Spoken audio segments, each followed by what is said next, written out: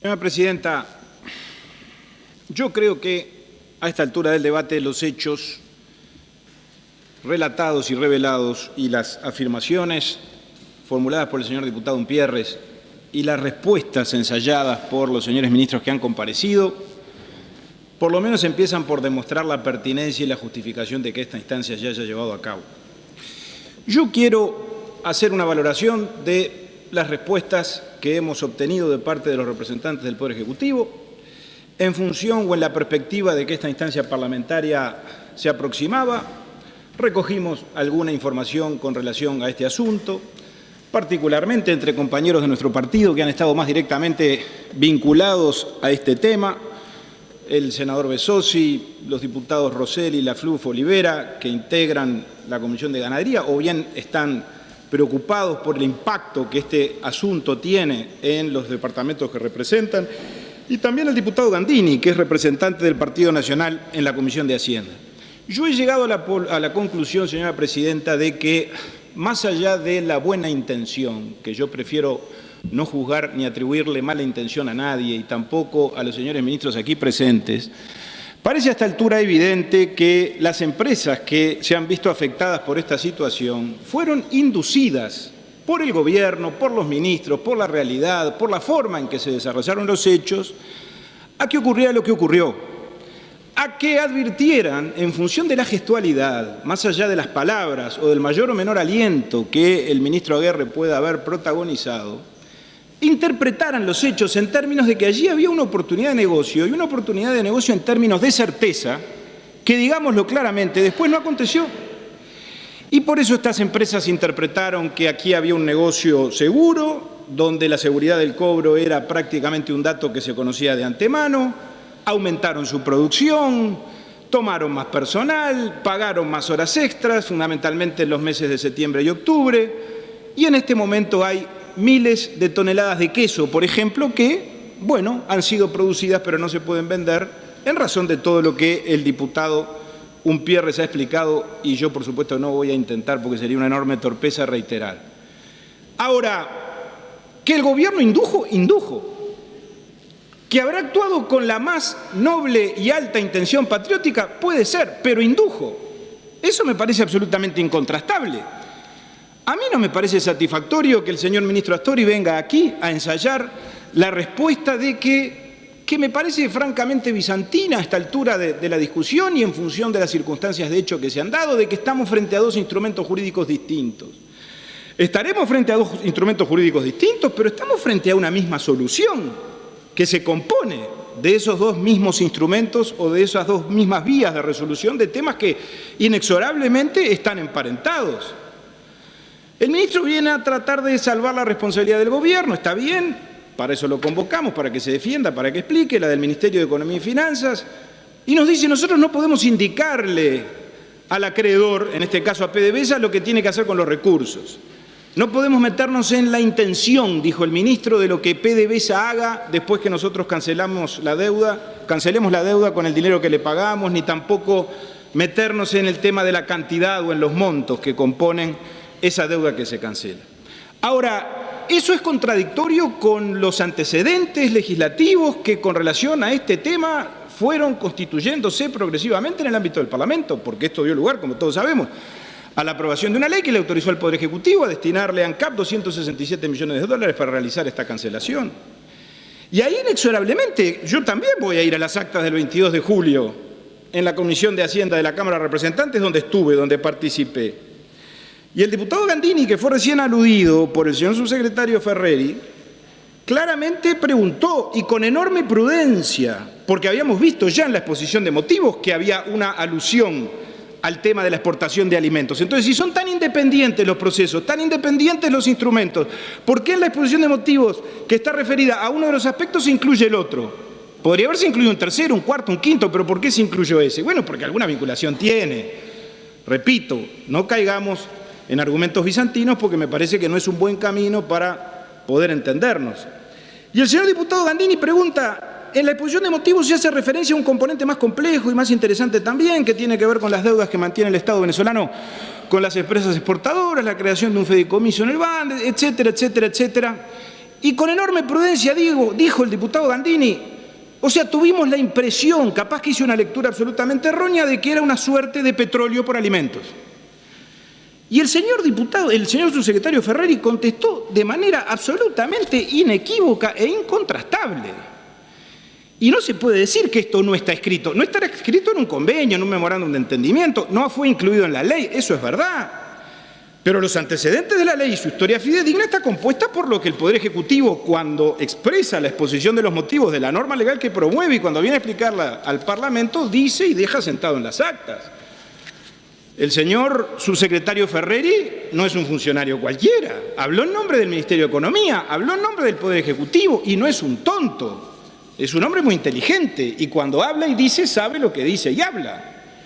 Y frente a esa pregunta, señor diputado Gandini, el subsecretario dijo, aclarando que eran instrumentos jurídicos distintos, nunca interpretamos otra cosa, pero dijo, este negocio ocurre en una primera instancia y luego con esos fondos se estructura el fideicomiso con el que comenzará a pagarse el flujo de exportaciones de alimentos uruguayos.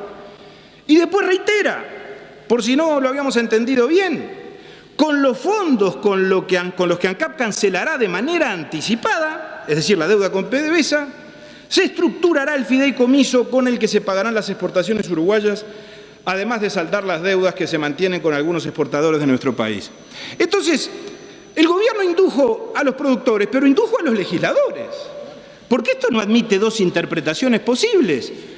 Y más adelante, yo creo que todavía fue mucho más preciso el señor subsecretario de Economía y Finanzas, porque frente a una pregunta en esa oportunidad del señor diputado Adrián Peña, presente también en la Comisión de Hacienda en esa oportunidad, pretendiendo el diputado Peña, porque estábamos todos obviamente con una enorme curiosidad de saber cómo se iba a implementar esto, qué características iba a tener, pidiendo precisiones, el subsecretario dijo, tal como está establecido en el cuarto párrafo de la exposición de motivos del proyecto de ley, con el dinero que utilizarán CAP para cancelar la deuda con Venezuela, se creará un fideicomiso.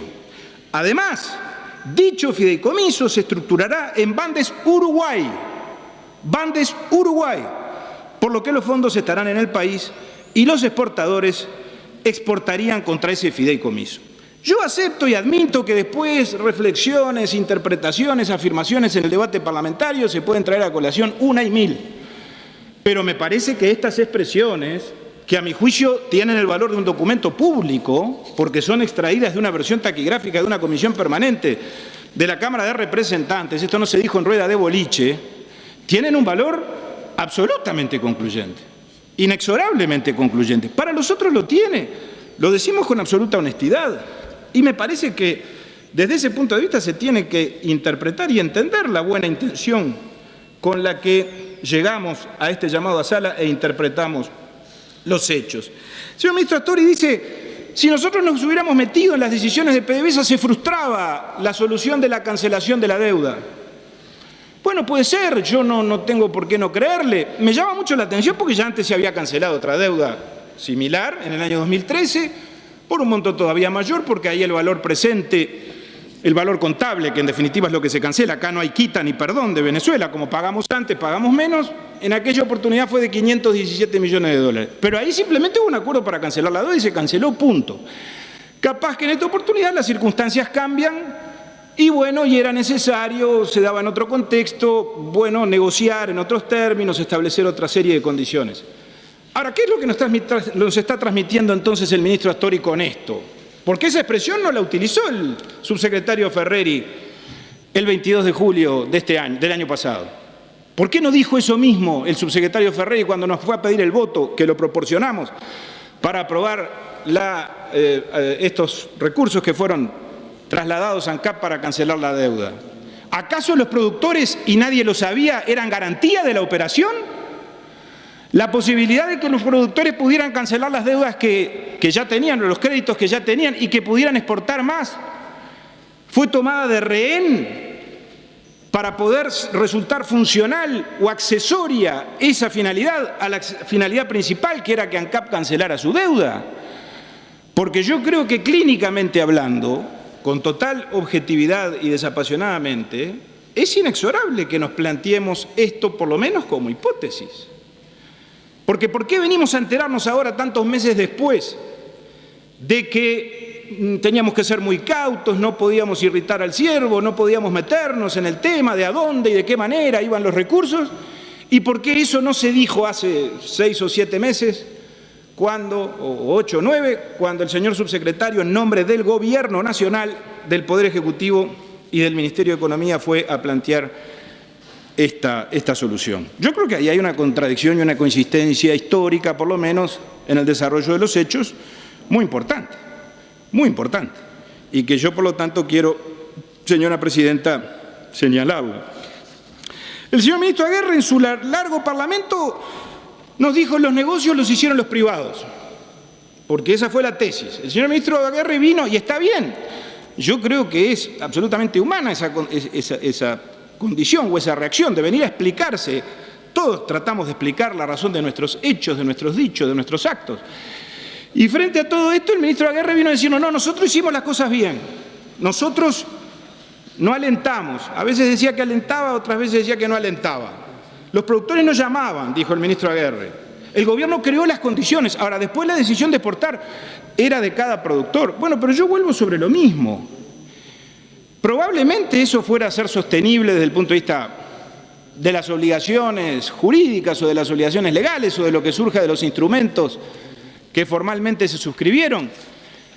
Pero si el gobierno crea las condiciones y dice que las está creando, eso solo ya evidentemente estimula al sector productivo a que exporte.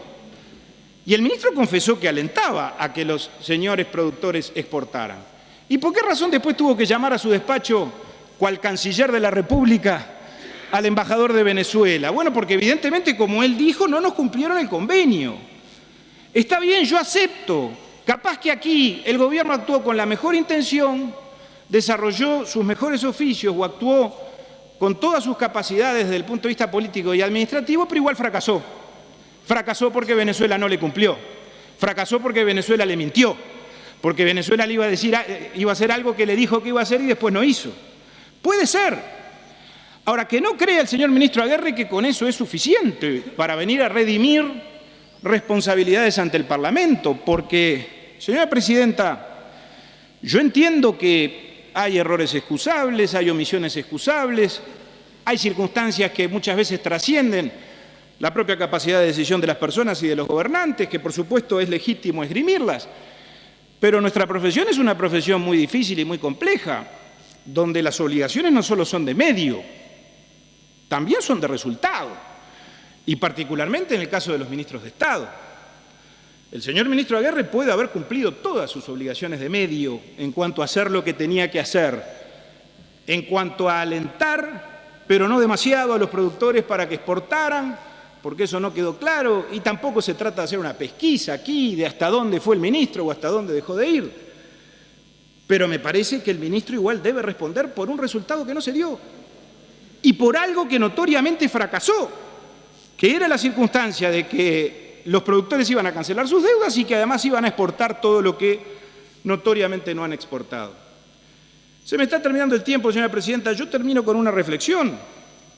Yo creo que este episodio, a mi juicio, no digo desgraciado, porque tampoco tenemos que ser tremendistas, pero negativo para la vida productiva del país, que veremos cómo se supera y veremos de qué manera salimos de él, se inscribe en una circunstancia más amplia, que trasciende a los propios ministros que hoy han sido convocados al Parlamento y que se remonta a marzo del 2005. Yo creo que en todo esto hay una responsabilidad muy grande del Poder Ejecutivo, no del actual, del que se instaló en el 2005, que en algún sentido es el mismo que tenemos ahora, porque obviamente hay una continuidad en la conducción política del país. Y es la responsabilidad del exceso de confianza que le hemos tenido a los gobiernos de Venezuela a la hora de relacionarnos con ellos. Hay como una especie de encandilamiento, y yo no recurro al tema de los motivos ideológicos, poco me importa si es por razones ideológicas o no. Lo que sí, señora presidenta, constato es que a nivel de las autoridades de nuestro país, todo lo que se dice, se anuncia y se compromete de Venezuela se toma como una suerte de verdad revelada, como una especie de cumplimiento indefectible o de compromiso indefectible que inexorablemente va a acontecer. Y después los hechos se encargan de demostrar que no era así. Particularmente en materia energética eso ha acontecido. Yo ayer me tomé el trabajo, no voy a tener tiempo por lo que veo de desarrollarlo, pero de repasar cuántos instrumentos hemos firmado, memorándum de entendimiento, tratado de eficiencia energética, bueno, los más diversos instrumentos, y termino con Venezuela en cuanto a la cuestión energética. Ninguno se cumplió. Todo ha sido letra muerta, absolutamente. Todo ha estado cargado de retórica, de un enorme romanticismo, y después nos pasan cosas como esta que nos pasó, que yo creo que la instancia de hoy termina de demostrar que la versión que le ha traído al Parlamento el señor diputado Umpierres es absolutamente incontrastable y, desde mi punto de vista, hay hechos que, más allá de la capacidad dialéctica y de la eficiencia política de los señores ministros, no se pueden modificar porque están y están documentados. Gracias, presidente. Diputado Meroni.